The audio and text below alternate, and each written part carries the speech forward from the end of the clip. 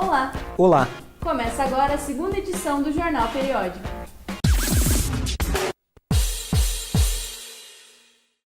A crise de vários setores da economia tornou 2015 um ano de recuperação para a indústria no Brasil. No setor de metalurgia, isto não foi diferente. O setor se recupera de uma crise que causou várias demissões. Porém, a previsão para o próximo ano ainda é otimista. O setor metalúrgico enfrenta crise neste ano. Houve um desfalque de 30% de funcionários da categoria. O economista Luiz Felipe explica que a crise metalúrgica ocorreu em decorrência da queda de produção do primeiro setor. A metalurgia serve como base para o resto das indústrias. Então, se as outras indústrias deixam de demandar produtos, deixam de produzir, elas vão deixar de demandar insumos e por isso vão contratar menos pessoas, a indústria metalúrgica vai contratar menos pessoas. Isso vai causar um multiplicador na economia como um todo, né? Queda no setor de metalurgia, queda da produção do setor de metalurgia e queda de produção das outras indústrias que vão usar o setor metalúrgico como insumo e queda do emprego das outras indústrias também, justamente porque é um ciclo vicioso, né? De queda de produção da indústria. O Sindicato dos Metalúrgicos sofre grande abstenção devido ao alto índice de desemprego. A gente vê que há uma retomada, um processo lento e gradual da retomada, mas assim, tem muito mais demissão do que contratação. O segmento de estrutura metálica é um segmento que ainda tem uma perspectiva, tem projetos ainda em desenvolvimento e tem anúncios de novos projetos para o ano que vem. Então a expectativa é que no início do ano que vem haja retomada do processo produtivo, principalmente nas indústrias. As empresas preferem adotar um posicionamento otimista em relação ao ano que vem.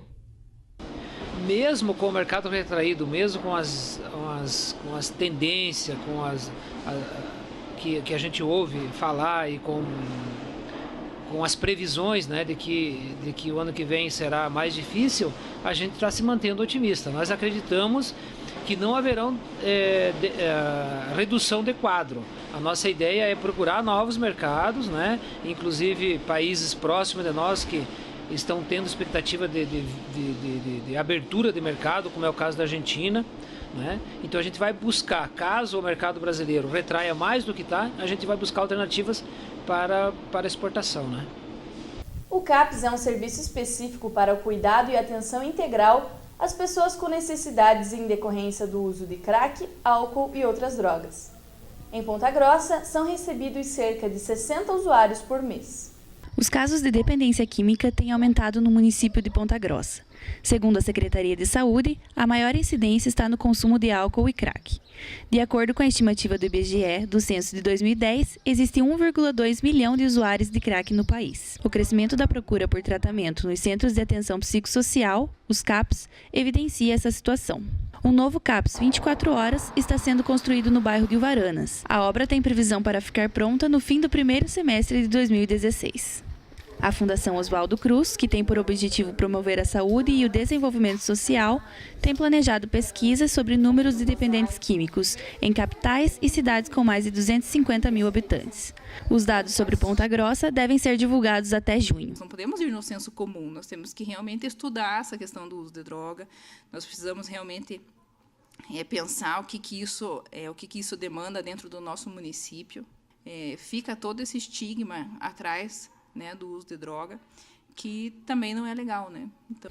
Segundo o levantamento do CAPS, alguns bairros de Ponta Grossa são mais vulneráveis e possuem maior incidência de usuários de drogas, como Santa Mônica e Coronel Cláudio.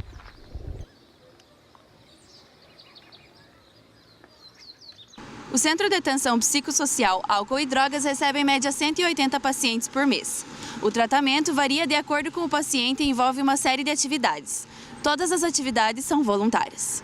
O tratamento é um processo de reconstrução, de construção de laços, né? Tem na história da vida dessa pessoa tem laços destruídos, familiares, de amizade, de emprego. Então, depende do desejo dela e daquilo que ela traz para nós, que é prioridade, a gente vai construindo com ela para refazer esses laços na vida social, familiar, no emprego, estudar, daquilo que faz sentido para ela naquele momento. Com a descoberta de novas doenças transmitidas pelo mosquito Aedes aegypti, como Zika vírus e chikungunya, a Secretaria de Zoonoses intensificou a campanha de prevenção. Agentes estão nas ruas realizando o trabalho, apesar de nenhum caso ter sido registrado na cidade até o momento. Os agentes de endemia do Departamento de Zoonoses estão orientando os moradores dos bairros de Ponta Grossa sobre os riscos do mosquito Aedes aegypti. O município está livre de doenças transmitidas pelo mosquito, como explica o supervisor dos zoonoses. O município é um município infestado, a gente tem a presença do mosquito que pode transmitir a dengue, a chikungunya, a zika, porém a gente não tem nenhum caso de nenhuma dessas doenças adquiridas aqui no município, né? Não tem circulação do vírus.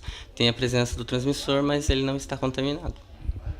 As principais doenças transmitidas são a dengue, a chikungunya e o Zika vírus, que causa microcefalia em recém-nascidos. Os moradores são orientados a evitar o acúmulo de água parada, local onde o mosquito se prolifera, depositando suas larvas. São feitas visitas diárias. Nessas visitas acontece quando a gente encontra o foco do mosquito lá, a vasilha com água, e nessa água muitas vezes tem larvas que são coletadas, trazidas para análise, e é nessa análise que é detectado se é do Aedes, transmissor da dengue, ou se é do pernilongo comum, né? A partir daí, a gente retorna nesses imóveis novamente, reforçando as orientações, pedindo para o pessoal continuar tomando cuidado, né? Para continuar evitando, né? Já que a gente não teve ainda nenhum caso da doença, a gente pretende que continue assim. O Centro de Zoonoses também conta com a ajuda de agentes das unidades básicas de saúde. Porém, é necessária a colaboração da população. Nós orientamos a limpar as vasilhas, né? Eliminar, né? Que são focos da dengue. Vinha que você encontra também é um depósito, né? O jornalista e escritor Matheus Lara conversou com a nossa equipe sobre o lançamento do seu novo livro Má Conduta. O livro reúne contos e mistura a realidade à ficção e aborda temas polêmicos como violência contra a mulher. Conversamos agora com o jornalista formado pela UEPG, Matheus Lara, sobre o livro de contos Má Conduta. Então, Matheus, eu queria que você começasse a falar um pouco sobre o conteúdo do livro. Letícia, então, o Má Conduta é um livro de contos, né? Eles foram escritos entre 2010 e 2013, né? E eles foram compilados agora no formato livro, né? E está sendo publicado nesse ano pela Arte Editora, né? E ele é um livro que reúne histórias ali que passam pelo gênero drama, suspense, né? E eles exploram algumas questões até delicadas um pouco da sociedade, por exemplo, a violência doméstica e abusos sexuais, por exemplo. E, Matheus, como que você vê a repercussão do tema? Quer dizer, é um livro que você escreveu há 2 anos atrás e está lançando nesse ano. É um tema que, infelizmente, ele é atual. Letícia, a gente acaba vendo nos noticiários aí muitas notícias relacionadas a isso e é um tema que precisa sempre ser discutido, sempre ser lembrado, ele precisa sempre ser lembrado, né? Porque a questão da violência contra as mulheres, especificamente, né, que é um dos temas que estão no livro, ela acaba sendo constrangida justamente pelos agressores, na maioria das vezes, né? Fazendo muitas vezes com que mesmo essas mulheres que são agredidas não façam denúncias e, enfim, acaba se tornando uma bola de neve ali e é uma situação bem complicada, bem delicada que precisa ser discutida, né? Você pode destacar algum conto e alguma inspiração que você buscou especificamente para ele? Um dos contos que daria pra gente destacar é a história de uma senhora, ela tem cerca de 70 anos, e ela teve uma filha sequestrada, quando a filha era ainda bastante jovem, né?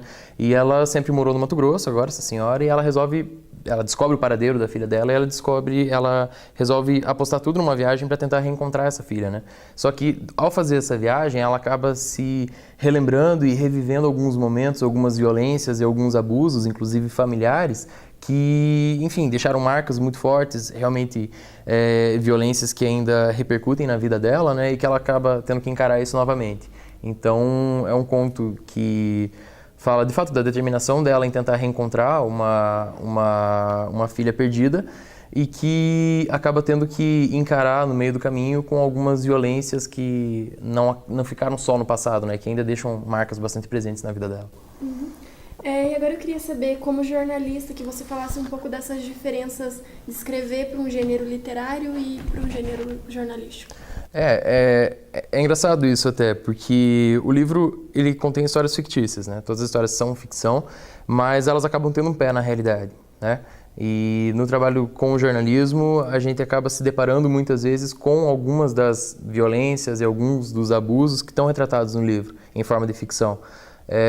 Eu vejo, de fato, a narrativa ficcional como um espaço oportuno para você representar algumas coisas, alguns temas, alguns tipos, alguns personagens, né? Colocar esses personagens em alguns contextos, né?